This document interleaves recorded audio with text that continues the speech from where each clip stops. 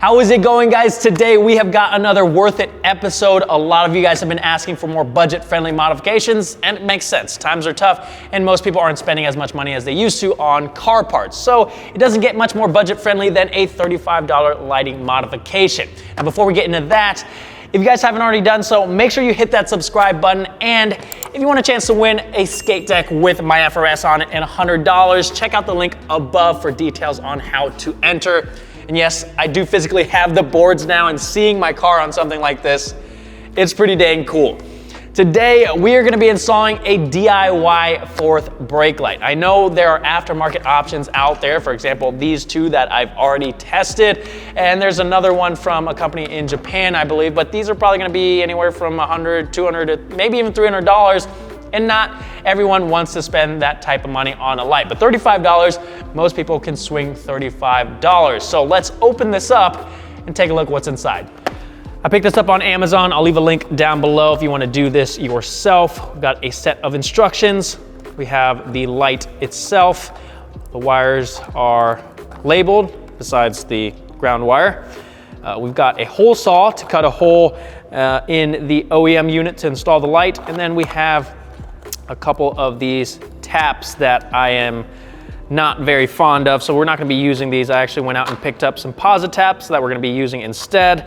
These were like 10 bucks, so let's call it $45, but you don't absolutely need these. You can definitely get away with these. I just don't like using these.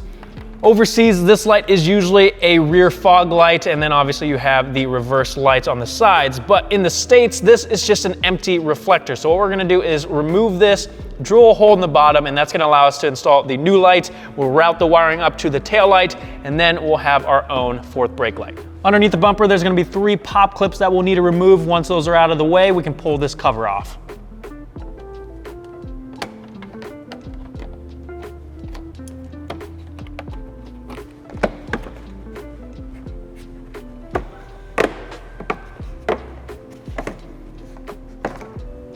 That's gonna expose the 2 10mm bolts that are holding this in place.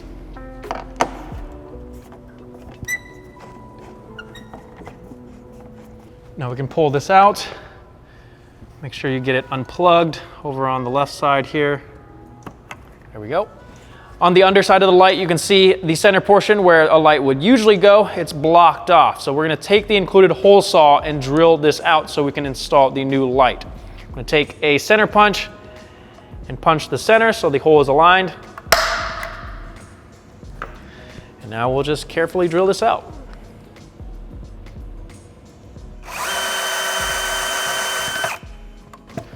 There we go.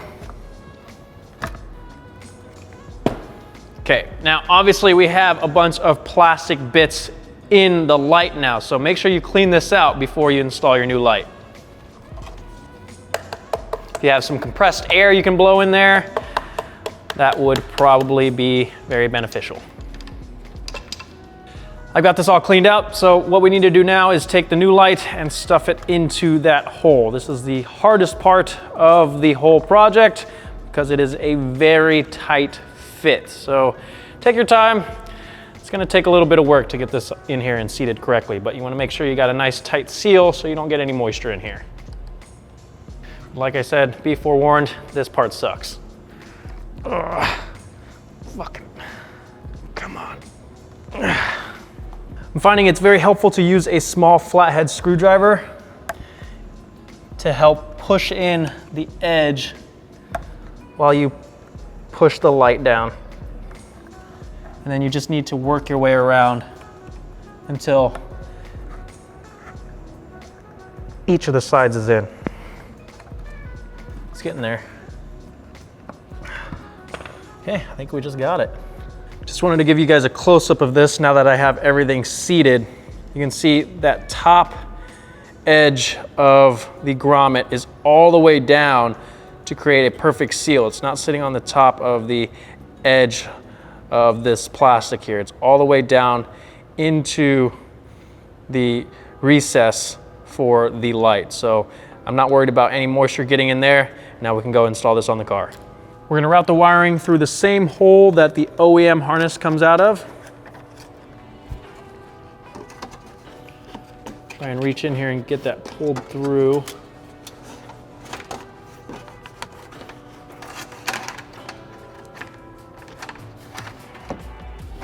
Okay, make sure you plug the harness for the reverse lights back in. And then we will reinstall these screws to hold this in place.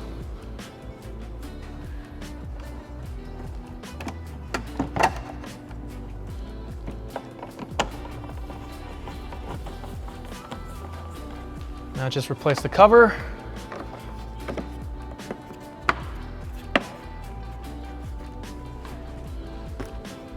Reinstall the pop clips, and we'll move on to the wiring.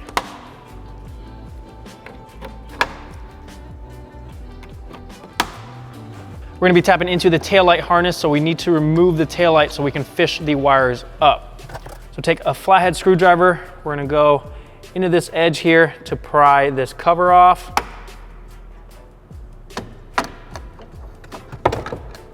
That's gonna reveal two 10mm screws, and then there's also one up top that we need to remove.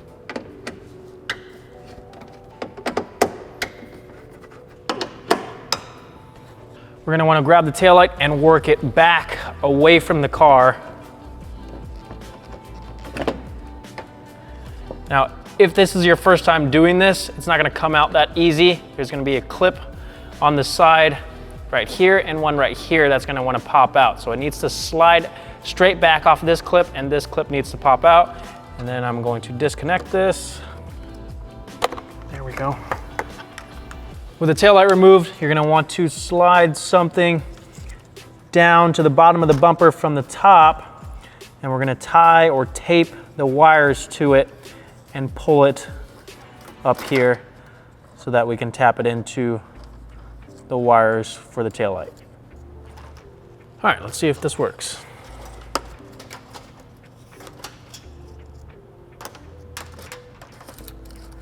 There we go. Here's what a lot of people would do that I would not suggest. A lot of people would take these wires and tap them into this harness. And while that's gonna work, if you mess up and accidentally break a wire, now your main harness is messed up. So what I would do instead is tap these wires into the harness on the taillight. Taillight is easily replaced. Yes, you can fix a broken wire on the main harness, but now your main harness is messed up. So don't dick around with this harness. Tap these into the taillight harness. I'm installing the posit taps on the taillight first. We're gonna need 3 wires, black to black. The red wire from the LED is gonna go to the pink wire on the taillight, and then the blue wire on the LED is gonna go to the red wire on the taillight harness. So these install super easy, just screw into place, and we'll take this over to the car and get the wires installed. So like I said, we'll go black to black. These also just screw right into place. Red to pink, and then blue to red. Make sure those are in there good.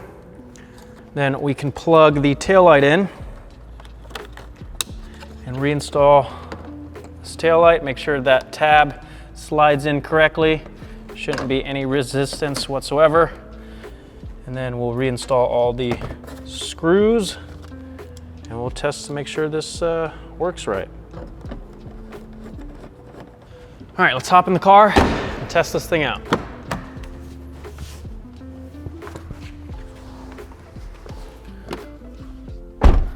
So here is the brake.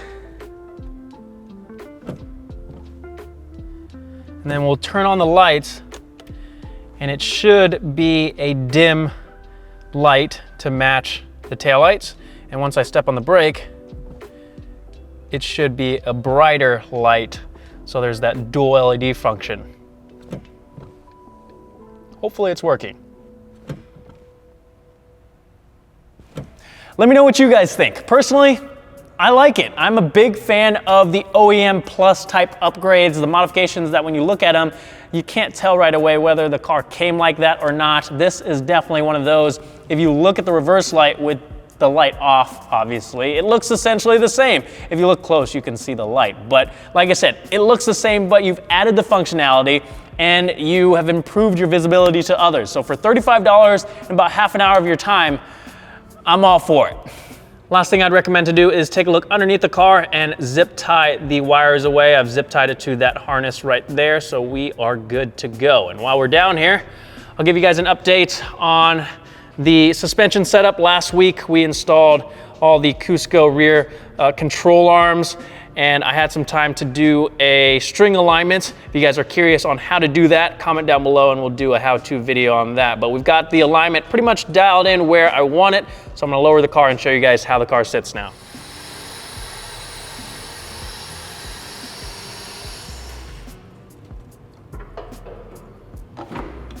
For those of you who don't know, these are 18 by 9.5 plus 45s with a 255/35 tire. Most people that are running these specs are having to roll or shave the fender and then trim that rear garnish piece. I didn't want to have to do any of that, which is why I swapped out all the arms to allow me to suck the wheel in a little bit further and not run into any rubbing issues. So right now we're sitting at about a finger gap, and I actually took the spring off the coilover, jacked the wheel all the way up to make sure there were no clearance issues, and we are good to go. And I am super happy with how these fit now.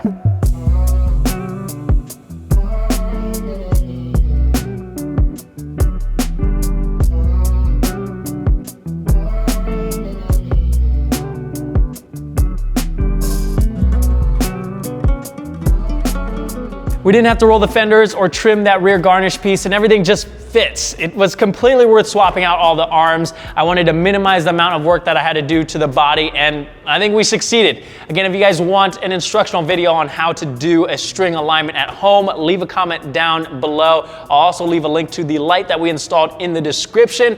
Don't forget to enter into the giveaway, and if you guys ever find yourself on the FT Speed or Subi Speed website, use the code KV10 to save 10% off your order. If you guys ever have any questions on anything, feel free to ask. I'm always happy to help. Thank you guys so much for watching.